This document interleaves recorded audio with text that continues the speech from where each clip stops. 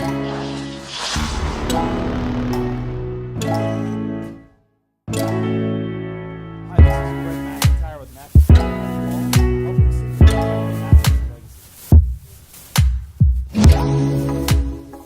this is Greg McIntyre with McIntyre Elder Law, helping seniors protect their assets and legacies. And I'm going to talk to you today about what happens if you die without a will. I hate to put it that bluntly. People who know me know I hate using the word death or dying or anything like that, and I just said it twice in a row. I always say, heaven forbid your loved one passes, because it's sensitive issues. And I have a problem with talking about some of those things, which makes it I'm an elder law attorney, right? But, you know, I was at a seminar the other day and asked somebody what happens if you die without a will or if you pass away without a will. And they said, well, number one, you're dead. So that gentleman was right. If you die without a will, you're dead. However, there's a lot of other things that could happen and misperceptions that people have. Steph, you're filming today. Steph is my wife. Hey, Steph, how are you doing? Can you say hey? Hey.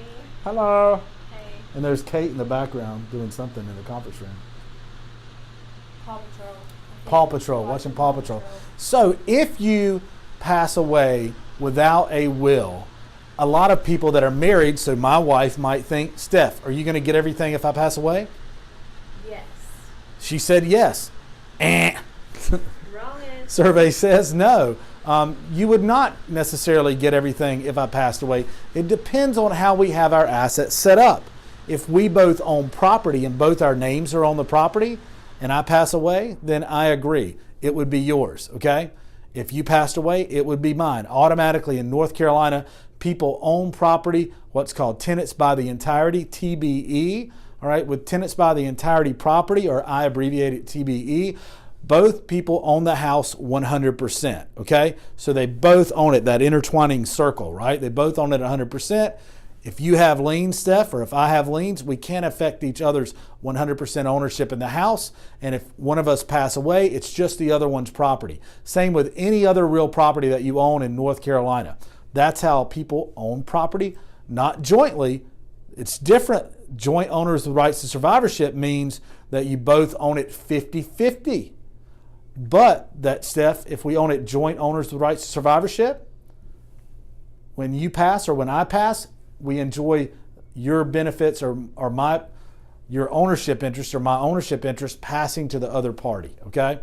But it's different. We still just own it 50-50, not 100%, okay? Tenants in common.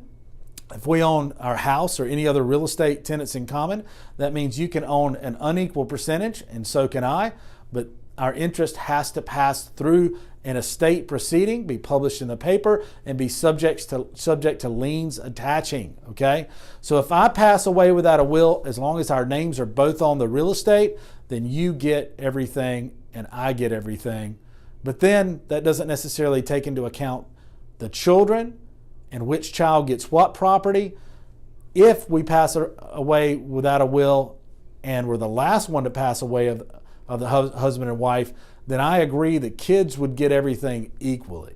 That's how the state or the state's will, the laws of intestate succession would pass our property, our real estate, okay, and our other personal property as well. But many spouses think, hey, I'm going to get everything if my husband passes away or if my wife passes away. Not so. In fact, it's subject to perhaps how many children you have. If you have one child, then the spouse generally gets 50% as a rule of thumb. The children get the other 50%. If you have two or more children, the children may get 2/3, the spouse getting 1/3. And that comes as a shocker to some spouses out there if they have a spouse their other spouse passes away. So be aware that to fix that, you can absolutely own real estate in a different way, or you can have joint owners with rights to survivorship and bank accounts. There's a lot of ways to set up assets to go automatically to the other party. Steph, did you have a question? I was just going to say, if anyone had a question, they could come see you to make sure they understood it. If anyone does have a question about any of this and how to draft a will, why you should have a will, or if a will's right for you or not have a will, or you want me to review a will, you're right, Steph. Please give us a call. You can call 259-7040. We consider our area, Western North Carolina, at this time. If we're outside of your area, we'll give you a referral. And but we'd be glad to set up and have a consultation.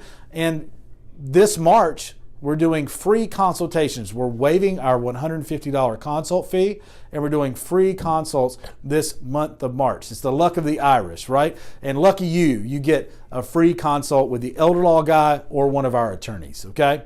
So it can get complicated.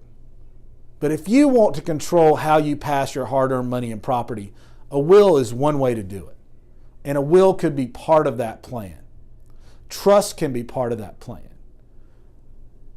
Deed planning can be part of that plan.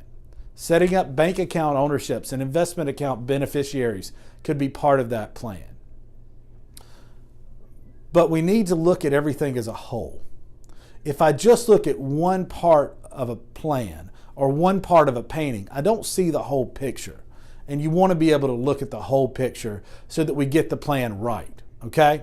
Now, I got on a roll there and Steph stopped me because I was getting into all different areas of how estate planning works and how wills work, what happens if you pass away without a will. But that's what I wanted to talk about. And Steph, did you have any questions about how any of that worked?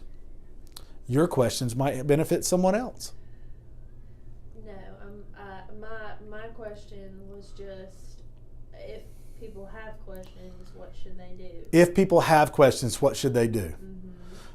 Give us a call, 704-259-7040, or go to mcelderlaw.com and send us a message. You can chat with us right on the website, and we will help you. We'll help set you up with a free consultation with our attorneys, and we will explain the benefits of a will and whether a will works in your case or not. Okay?